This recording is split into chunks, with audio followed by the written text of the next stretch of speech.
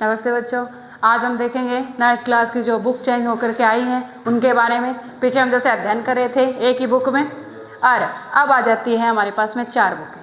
पहले जैसे हिस्ट्री उसी में थी, इतिहास उसी में था, इकोनॉमिक्स भी उसी में थी, पॉलिटिकल भी थी और भूगोल भी थी। लेकिन इस बार थोड़ा सुधार कर दिया गया है, थोड़ा बहुत सुधार मतलब 4 बुकें आ गई हैं। पहले अपन देखेंगे अर्थशास्त्र इकोनॉमिक्स का, जिसमें हम पालमपुर गाँव की कहानी पढ़ेंगे कि पालमपुर गांव के जो लोग थे वो अपना व्यवसाय किस तरह से कर रहे थे, उनकी बचत के सोर्स क्या थे, या अगर उन्हें पैसे नहीं थे उनके पास में तो कहाँ से वो ले रहे थे। दूसरा है संसाधन के रूप में लोग, कि लोग किस तरह से संसाधन के रूप में कार्य करते हैं, यानी कार्यशील जनता जो है उससे किस तरह से राष्ट्र को आय होती है। निर्धनता एक चुनौती, हमारे देश में सबसे बड़ी चुनौती है गरीबी की। गरीब व्यक्ति कौन होता है? जो व्यक्ति निर्धन होता है, जिसके पास में पैसे नहीं होते।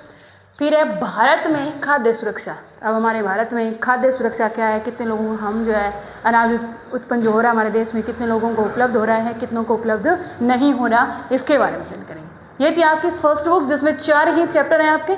पालमपुर गांव की कहानी है, संसाधन के रूप में लोग, निर्धनता एक चुनौती, और भारत में खाद्य सुरक्षा। सेकेंड नंबर बुक आ जाती है आपकी इतिहास की, भारत और समकालीन विश्व की। विश्व क्या था जिस समय, भारत की स्थिति क्या थी उसके बारे में। सबसे पहले है फ्रांसीसी क्रांति, यानी फ्रांस में जब क्रांति हुई उस समय हमारे भारत की स्थिति कैसी थी।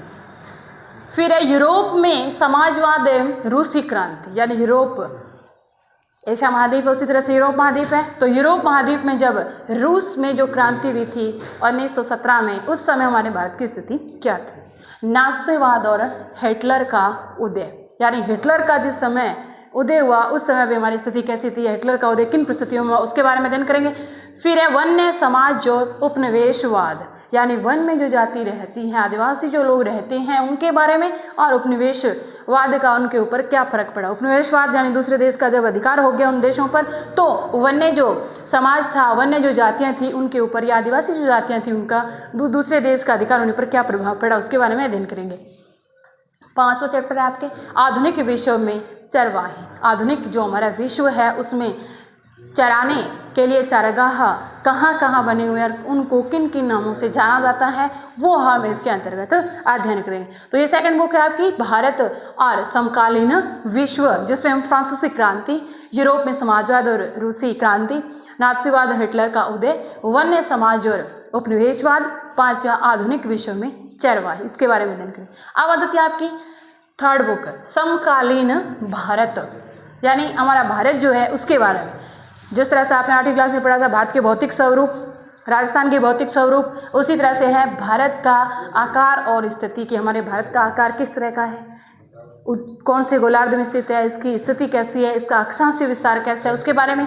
फिर है भारत के का भौतिक स्वरूप, यानी भौतिक स्वरूपों के बारे में। जैसे आपने 8वीं क्लास में पढ़ा था कि 6 भौतिक स्वरूप थे, उत्तर पूर्वी मैदान, उत्तर पूर्व का हिमालय प्रदेश या पर्वतीय प्रदेश, फिर आ जाता है मैदानी भाग, फिर द्वीप आ जाएंगे, तटीय मैदान आ जाएंगे, थार का मरुस्थल आ जाएगा, तो वही भारत का भौतिक स्वरूप। इसके बाद में है अपवाह तंत्र, यानी नदियों का क्रम, कौन सी नदी अरब सागर में गिरेगी, कौन सी नदी बंगाल की खाड़ी में, और कौन सी नदी जो है भारत के स्थलीय भाग पर समाप्त हो जाएगी। फिर आगे है जलवायु, हमारे देश की जलवायु कैसी है, चैप्टर नंबर 4। 5 है प्राकृतिक वनस्पति तथा वन्य प्राणी, हमारे यहाँ की प्राकृतिक वनस्पति कैसी है और कौन कौन से वन्य प्राणी हैं। 6 जाएगा जनसंख्या, पॉपुलेशन कितनी है, जनसंख्या कितनी है हमारे देश की, इसके बारे में अध्ययन करेंगे। तो तीसरी बुक जिसके आपके चैप्टर हैं 6, भारत का आकार और स्थिति, भारत के भौतिक स्वरूप, अपवाह, जलवायु, प्राकृतिक वनस्पति तथा वन्य प्राणी, लास्ट में रहे जनसंख्या। अब आ जाती है चौथी बुक लोकतांत्रिक राजनीति, यानी पॉलिटिकल संबंधित है कि लोकतंत्र हमारे देश में किस तरह का है और राजनीति किस तरह की है। सबसे पहले है लोकतंत्र क्या, लोकतंत्र कहते किसको हैं। इसके बाद है लोकतंत्र क्यों जरूरी है। संविधान निर्माण, संविधान का निर्माण किन परिस्थितियों में हुआ, कैसा निर्माण हुआ। तीसरा है चुनावी राजनीति।